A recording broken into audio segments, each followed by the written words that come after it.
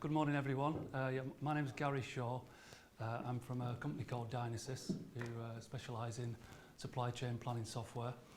And we're part of a company called QAD, who are a global ERP supplier who specialise in cloud solutions. So the topic of today is supply chain planning in the cloud.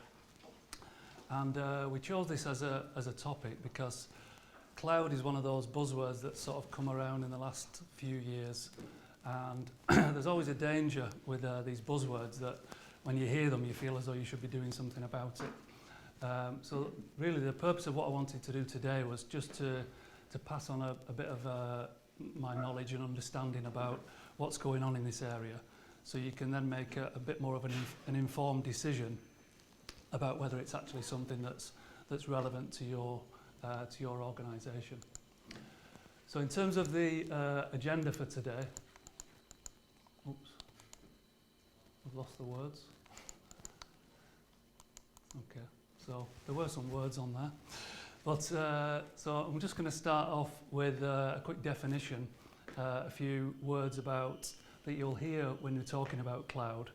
You might know some of these, but I'm just going to go over them again anyway.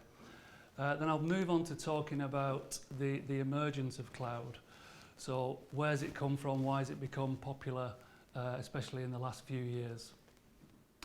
And then after that, moving on to what's in it for you. So what should you be considering when you're thinking about cloud? So as a supply chain professional, and specifically about supply chain software, why you should be thinking about the cloud and what's in it for you. And then I'll just finish off about talking about next steps. So if you do want to look at the cloud, what are some of the things that you should be considering when you're looking at the vendors in this space? So just some quick definitions. So when we're talking about cloud, we're talking about how we deploy software within our organisation. And typically the traditional method is what we call an on-premise solution.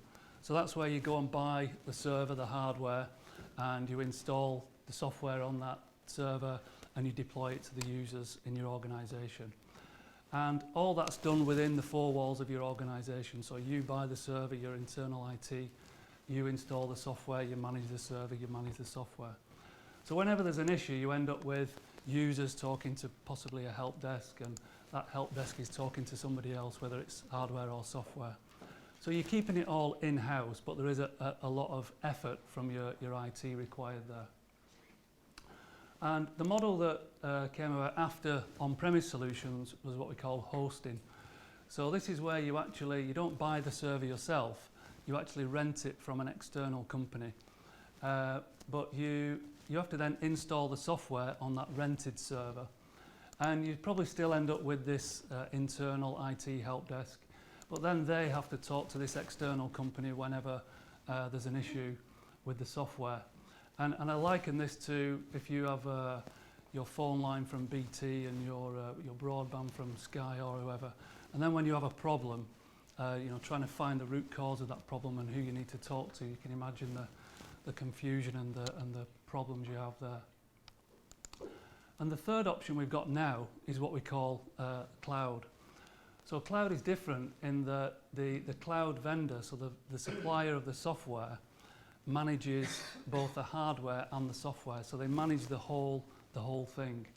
So there's typically a lot simpler relationship between the users of the software and the suppliers of the software, because the whole the hardware, the server and the software is all managed and looked after by the cloud vendor. So those are the three models really of how people use software. And from those three models, the big difference really is the amount of effort and resource that's needed from the IT department to manage them. And on-premise is, as you can imagine, requires the most effort and resource because everything's done in-house. Hosting a little bit less because you're renting the server space, but you've still got to manage this relationship with the hosting company, and you're still responsible for the software and the upgrades and everything like that. Whereas cloud is very different because all of the burden is pushed from your organisation out onto the vendor, and they literally manage everything. So they manage the hardware, they manage the software, they monitor the performance, all of the recovery and the backup and the upgrades. So it's a much less intensive model in terms of IT effort. So in terms of why cloud's come to the forefront now over the last few years, well, there's really two forces in play here. On the market side, from the customer's point of view, they really have got more and more pressure on their internal IT resource, and they don't want to have all these experts in all these different systems. So there's a lot less IT resource available to manage these niche planning systems that we're seeing today. And also, as internet connections and internet speed and network connectivity has got much better, and computing cost has really decreased, it's really become like a commodity. So people just want to be able to turn on the tap and the systems are there. They don't want to worry about all of the stuff that goes on behind the scenes. They want a system and they just want it available. And on the supplier side, obviously we're one of those suppliers, we're reacting to what we're seeing in the market. So we're really positioning ourselves to help our customers externalise and get rid of that burden of looking after their IT. And all of the major supply chain software suppliers are now moving into that space, really pushing the cloud as the primary way of deploying software. So just a few facts and figures. In terms of supplier trends, these are figures from our parent company, QAD. Over the last 6 years, you can see how cloud adoption has grown. So it's running around, it's nearly doubling year on year in terms of the revenue that we're making from cloud and the number of users that are using our software from cloud. And the figures aren't published yet, but this year it is looking the same as well. So that's a real exponential growth of cloud, of how it's being used out in the market. Obviously that's our side of the story, which I'm bound to be biased, but there's a quote there from a senior VP of Oracle, and there he's really talking about how companies need to use the cloud to give them that competitive advantage, and those that don't are going to be left behind.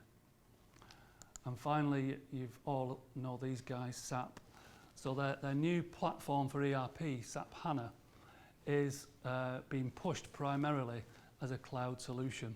So again, like us, they are available in the cloud and on-premise, but primarily they're pushing customers, new customers and existing ones, to take SAP HANA as a cloud solution.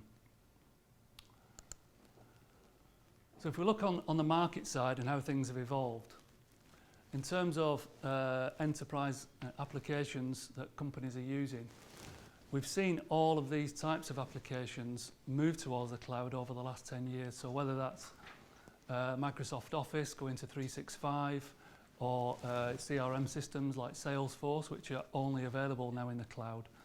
Over time, all of these types of software have gone into the cloud.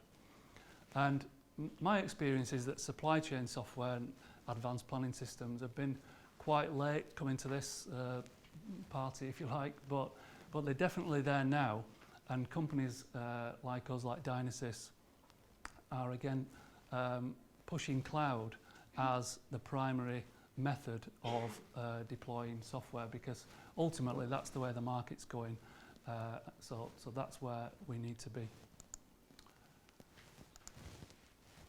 So just another slide on the market side. This is from a company called Gartner that you may have heard of. So they're an industry research company. And we sponsored their supply chain executive conference in London last week. So this was a slide that Gartner put up there about trends in supply chain technology.